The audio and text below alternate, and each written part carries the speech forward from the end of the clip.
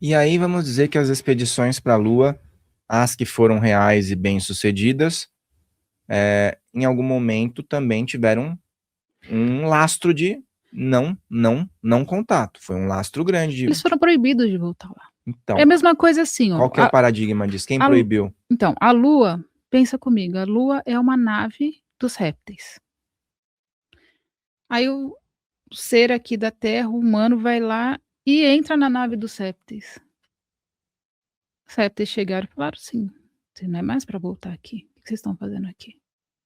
Entendeu? Por isso que eles não voltaram mais. E essa missão Artemis foi uma missão totalmente fake. Pode ser que fizeram para arrecadar recursos, né, do governo lá americano e pegar esse recurso que foi muita grana e direcionar para outra agenda.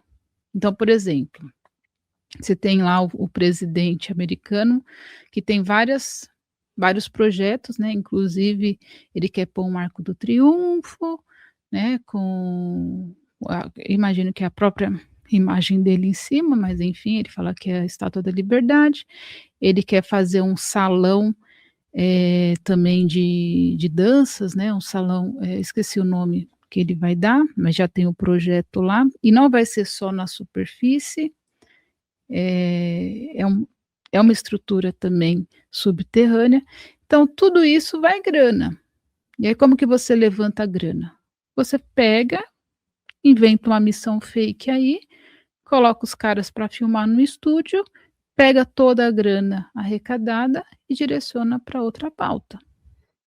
Não tem como fazer a prova dos 9? Quem que vai lá conferir para ver se está gravando mesmo na Lua? Uhum. E você viu que 2 dos astronautas eram atores?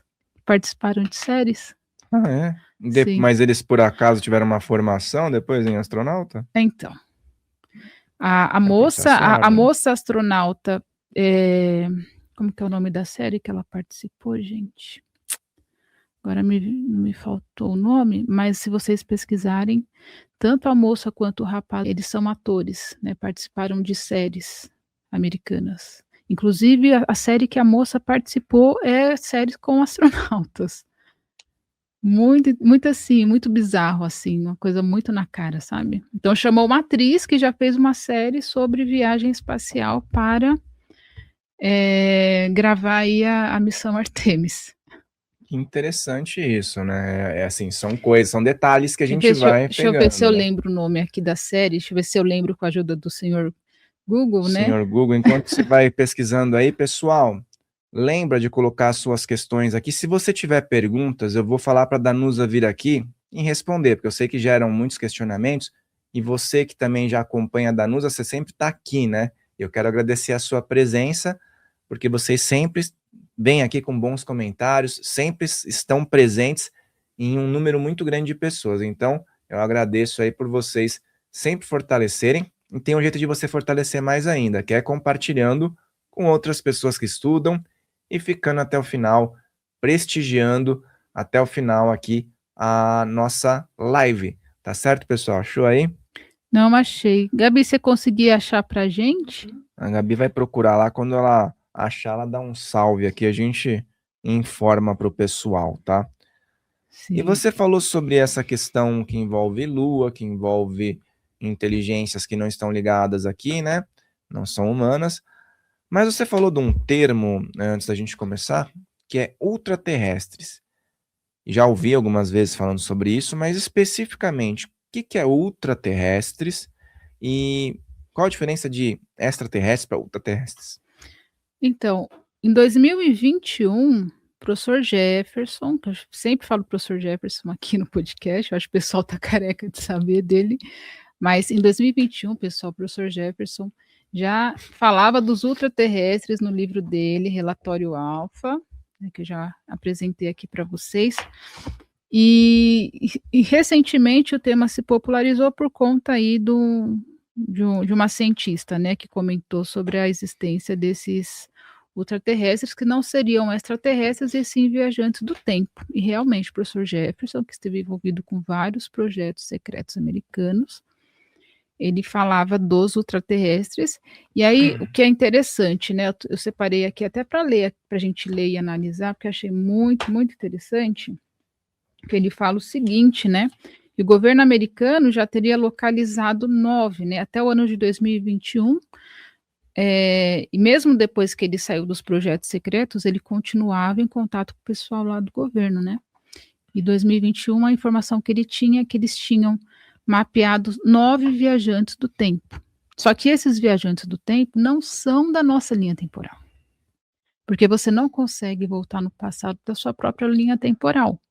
Porque se isso fosse possível, já tinham destruído o universo. Porque entra uma série de paradoxos, né? Então, isso é proibido pelo universo, pelas próprias leis do universo. Só que as leis do universo não te proíbem de você voltar no passado numa linha temporal paralela, tá? Então, civilizações aqui paralelas à nossa, e a que conseguiu isso no ano mais, assim, mais próximo do nosso foi a dimensão Akara, que teria conseguido voltar no tempo do ano de 2036. Ou seja, a partir do ano 2036, toda vez que essa possibilidade, toda vez que a gente atingir uma tecnologia, essa tecnologia ela gera uma ondulação para as linhas temporais paralelas também. Então, muito provavelmente, se bem que a gente teve também o caso do projeto Filadélfia na nossa linha temporal, que foi um experimento de viagem do tempo, embora mal sucedido, mas eu acredito que depois do projeto Filadélfia, eles tiveram algum tipo de sucesso também aqui na nossa linha temporal, tá? Mas enfim, e aí ele fala de 9 viajantes, né? E desses 9 viajantes, eu achei interessante que ele fala o que aconteceu com cada um deles, né? Então ele fala o seguinte, ó, dos 9 conhecidos, e o que é interessante? 9 mais o nosso universo dá 10. E entra na questão das sefirotes da Kabbalah, 10 mundos, né? Ou 10 mundos de 10 possibilidades de linha temporal. Não 10 mundos, porque se a gente pensar em mundos diferentes, porque tem essa realidade também, a gente tem mundos diferentes e nós temos linhas temporais paralelas. Então, linhas temporais paralelas, pelo menos 10. A nossa e mais 9. As 10 sefirotes da Kabbalah. Reinos. Pelo que eu estudo, a gente tem pelo menos 14 reinos. Então, são 14 reinos, aí reinos a gente conta assim para cima. Nosso reino mais 13 para cima, 14, mais 10 linhas temporais para cada reino, que daria 140 possibilidades de universo. E quando eu falo de reinos, ir de um reino para outro, exige o quê? Uma capacidade extraordinária de transcender essa própria realidade, que os egípcios já sabiam que isso era possível, né? Quando a gente lê e se especializa mesmo no que eles praticavam, dos ritos funerários e tudo mais, no Livro dos Mortos, a gente entende que eles sabiam que existia essa possibilidade de ir para outros mundos, né? Não só reencarnar, porque reencarnar para eles já era um fato, mas paralelo a reencarnar, porque reencarnar a gente volta na mesma realidade, tinha a possibilidade de passar para outros reinos, né? Enfim. Então, aí ele fala aqui, né, o que aconteceu com esses viajantes. Na página 30 do livro, dos 9 conhecidos crononautas, 3 estão, isso em 2021, 3 estão cativos em um lugar determinado, foram presos pelo governo americano, né? 3 estão prófugos e buscados internacionalmente, e 3 morreram de dispersão molecular, pois a modulação dos seus fractais não era compatível com a ressonância harmônica do nosso universo. Aí entra na questão da ressonância Schumann, né? Que a gente está tendo picos agora direto em 2026. Então, a ressonância que sempre foi 7,3, se eu não me engano, agora está batendo 70, 80, dependendo do dia. E assim, eu não sei você, mas eu senti muito um pico que deu em fevereiro. Inclusive, eu estava com viagem marcada no dia, eu ia viajar de avião, não consegui. Eu falei assim, eu Foi não bem sei. forte mesmo. Foi muito forte. Eu falei assim, eu não consegui nem sair de casa. E aí foi onde eu comecei a acreditar em ressonância Schumann, porque eu não acreditava. Esse ano começou muito forte. Muito forte. Esse ano está tendo picos direto. Então, assim, Eu levei mais ou menos 3, 4 picos para me acostumar com a frequência Schumann, né, a ressonância Schumann, acima de 50. Hoje eu já estou acostumada, mas a princípio o meu corpo deu uma, né. Agora você imagine um ser que vem de uma linha temporal paralela em que a ressonância Schumann seja, por exemplo, 200, 300, 1000 e vem para um planeta que a ressonância Schumann é 7,3. Não dá conta, né.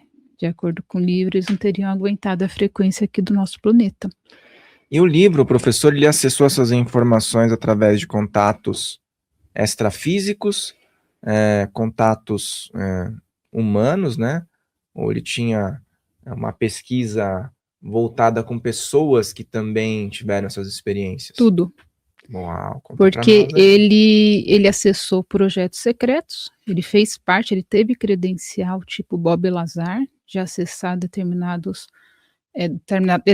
bases secretas, então ele teve acesso a bases secretas. Ele era um contatado e também um ser de outro planeta, ele se reconheceu como um ser vindo de Vega. E paralelo a isso, ele tinha contato com outros contatados também e com pessoas que trabalhavam e trabalham, né, até a época do falecimento dele, ele ainda tinha contato com pessoas que trabalhavam internamente nesses projetos. Então ele teve acesso a muita informação. Inclusive esse ano de 2026, a gente vai ter o relatório beta em breve disponível. Então me acompanhe lá nas redes sociais, que assim que tiver publicado tudo certinho, vai estar disponível no meu site e eu comunico vocês, né.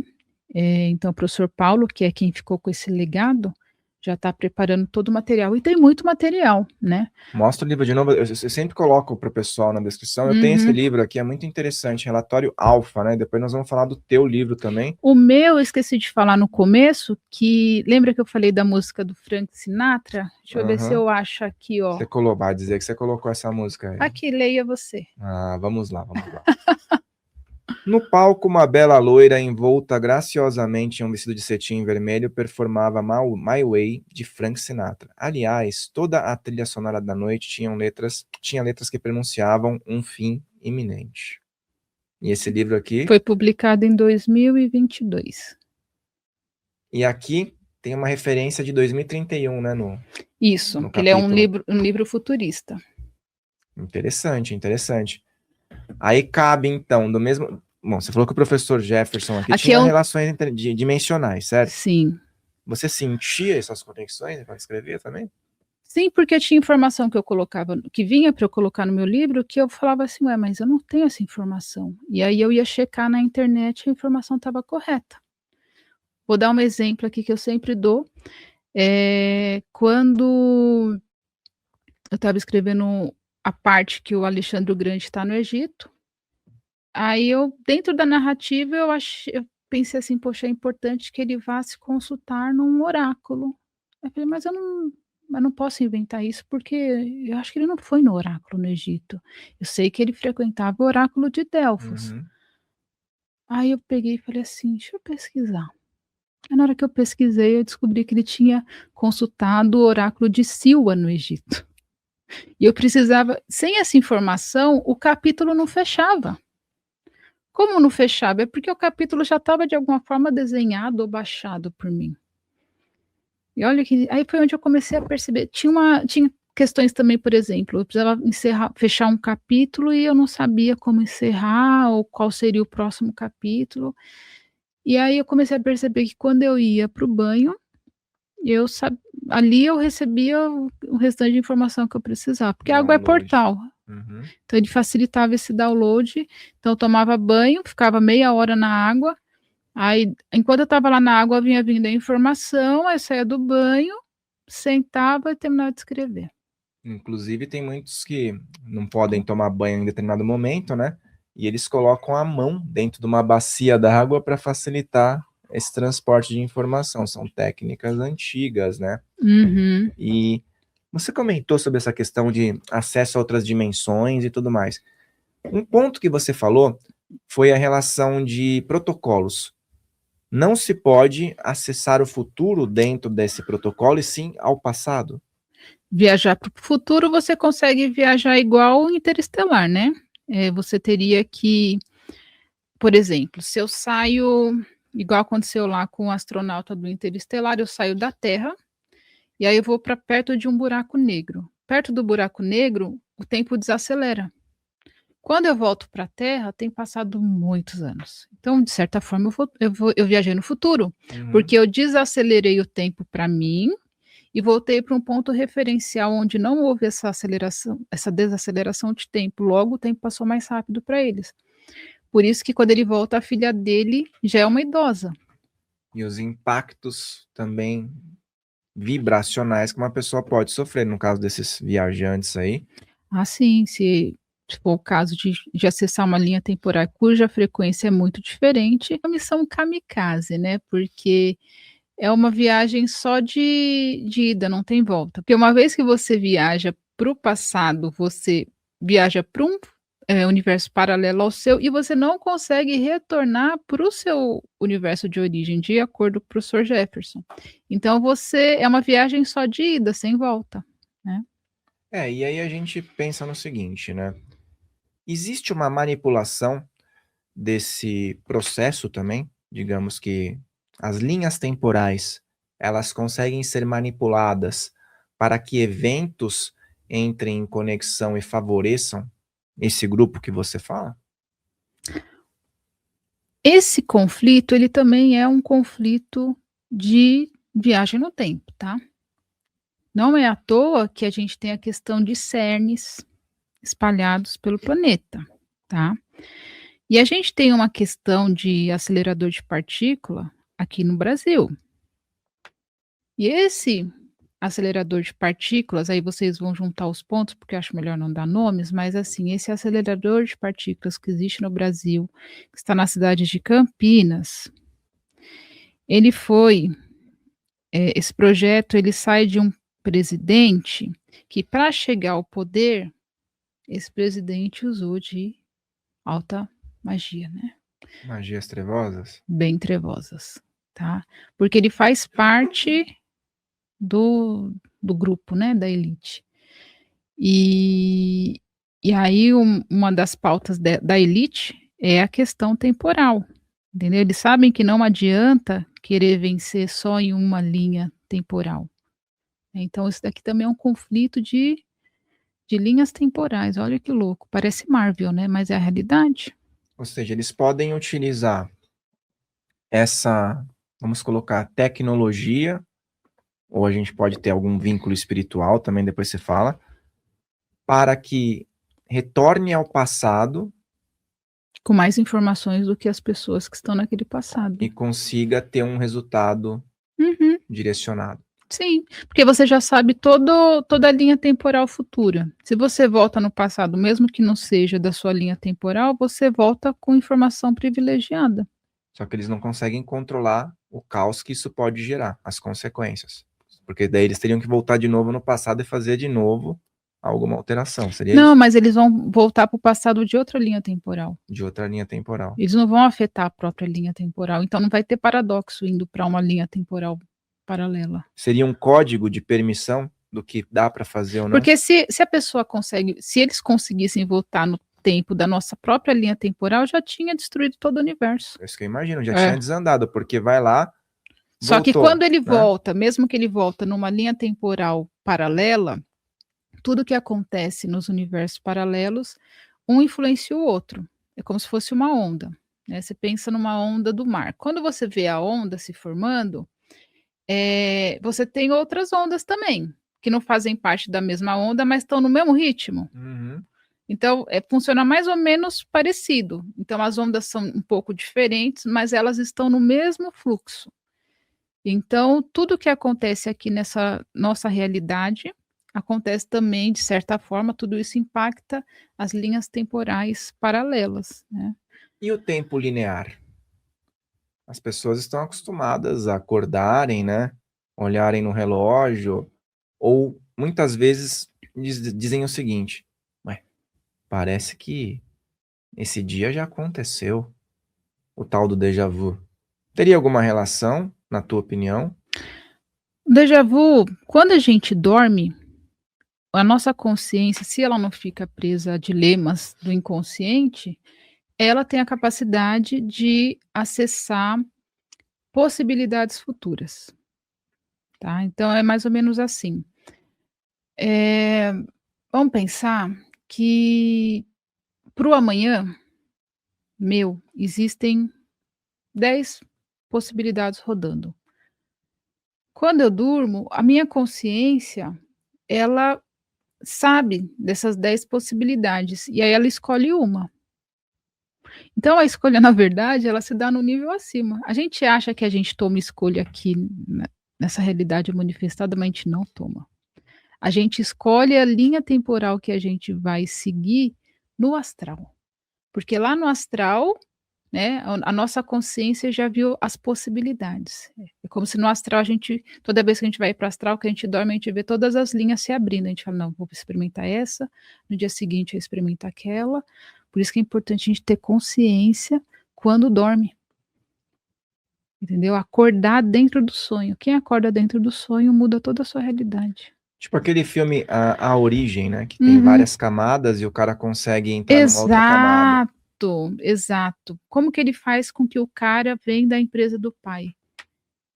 Ele tem que convencer o cara no sonho, porque é através desse nível que a realidade vai ser manifestada. Ele implanta dentro lá do inconsciente do cara a escolha, entendeu? Então, ao invés da consciência dele ver as linhas de possibilidade e falar: "Vou escolher essa", como foi feita a inserção, né, no filme fala da inserção, Uhum. então ele age de acordo com a inserção, porque ele nem viu que foi enxertado informação ali. Não, e é muito curioso, porque ele pode acordar no sonho do cara, mas ele ainda tem que acordar no sonho dele. Porque às vezes ele Uhum. tem numa outra camada. E quem assiste esse filme a primeira vez, acho que e não tem Nossa, assim, ele é estudo, né. muito profundo. Eu fiz um aulão com os meus alunos, né, porque eu sempre faço. Quem é aluno Chaves de Maia, eu periodicamente eu abro aulão, né, que fala. E aí a gente analisa todo o filme, né, e assim, existem camadas, todo filme existe camadas.